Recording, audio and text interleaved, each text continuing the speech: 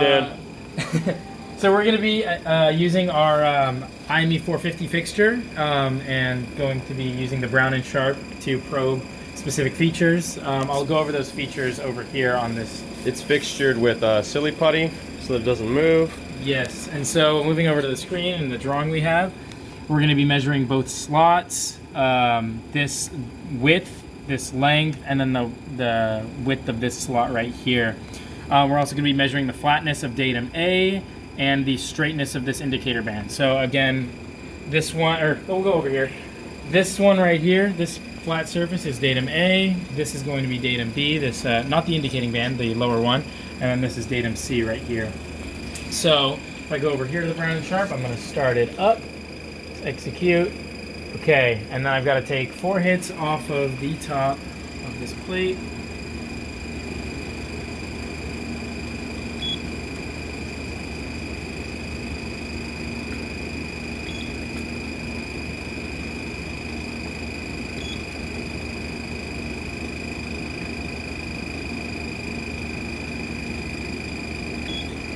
Okay.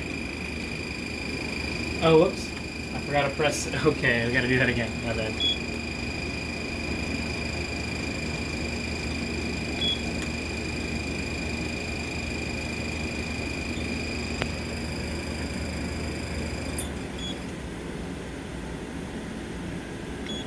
We are done. All right. Take 2 hits off of datum B from left to right. I put comments in there as well, of course.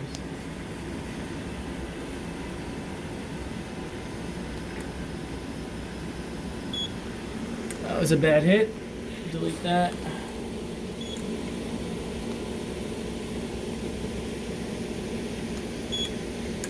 Done. Okay, take 2 hits off of datum C, close to far.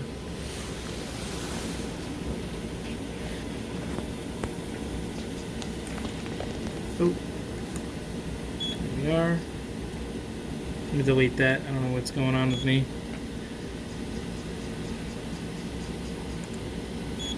There we are. Done. Then it says prepare for DCC operation. Press OK, and then it should take the rest in here. So we measured a line on this surface, line here, line here, line here, line here, line here, line here, and line here. And these sides over as well. And then we use that to calculate the difference in between in our report.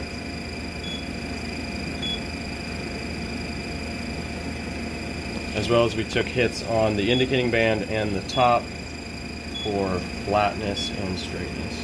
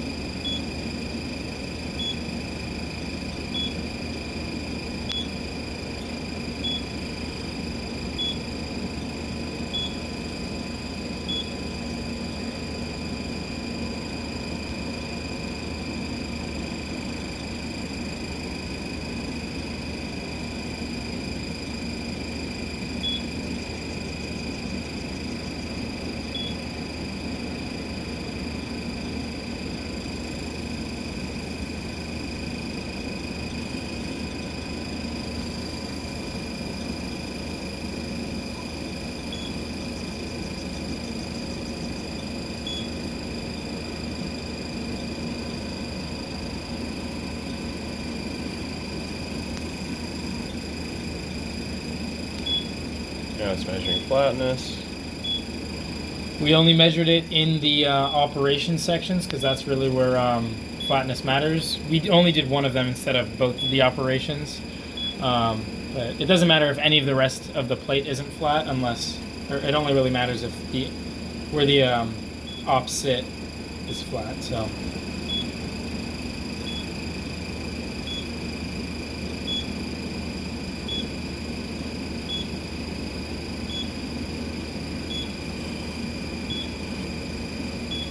This is measuring straightness for the indicating band.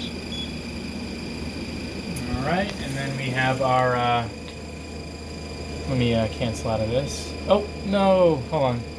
I've got it saved here. This was a previous run, but as you can see, everything is in tolerance except for that little slot we made. Which is this slot. Yeah, this guy. But everything else looks good, and that's our touch probe physical Brown and Sharp measurement CMM. So for our vision system, what we're going to measure is for the GD&T stuff, we're going to measure the circularity of this this shallow slot right here, the top of that. We're going to measure this the true position of this pin hole on datum B and C and A. Then we're going to measure this radius, this chamfer, this thread, and this slot width. We couldn't measure this slot width on the Brown and Sharp because it was too shallow. So over here at the CMM, so we've got it set up like so, with some silly putty in this corner right here. So right now we're going to start it up. So as soon as we start it up, we got to locate the first point. We're already there, so we're gonna press enter. Then we're gonna do the line, the top line, I believe. Hold on.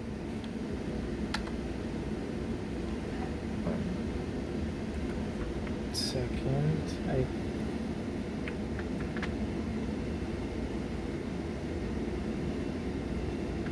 sorry, there you go.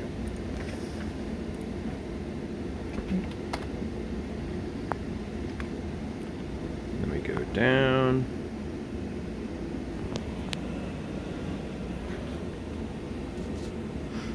And this is lining up the part. Right here.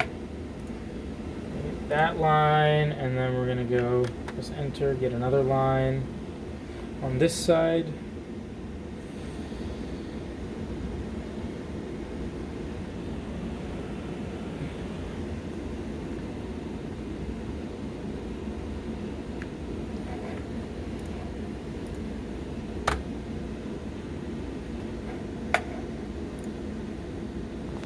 Oh, I didn't get the other, hold on, give me 1 second. I didn't get the other line up here. For some reason, it did not ask me that properly, but we'll fix this in just a sec. This one right here. There we are. There we go. Now it'll go. There we are. Just gonna measure that arc first. Goes ahead, measures the arc. Measures the slot width, just did that.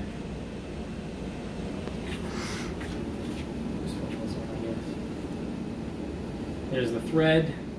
Now it's going to measure the hole for the pin, and then it did the true position. It's slightly out of tolerance. And then it measured the circularity of the slot. So again, width of the slot, put true position of the pin, that radius, the chamfer, and then this one was circularity, and this one was just the size of the thread. But yeah, that's our program. Thank you. Thanks.